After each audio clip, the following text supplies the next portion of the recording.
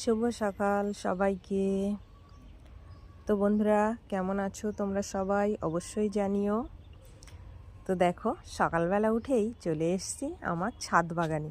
ছাদ বাগানটা কেমন হয়েছে জানিও কিন্তু। এই দেখো, এগুলো আলু গাছ হয়েছে। গাছ আমার ভীষণ ভালো লাগে।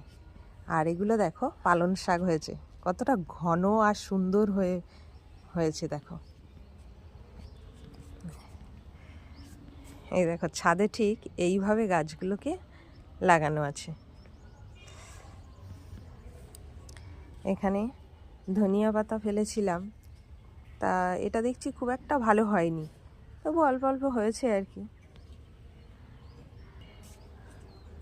এ দেখো, এখানে বেশ কিছু ড্রাগন গাছ আছে।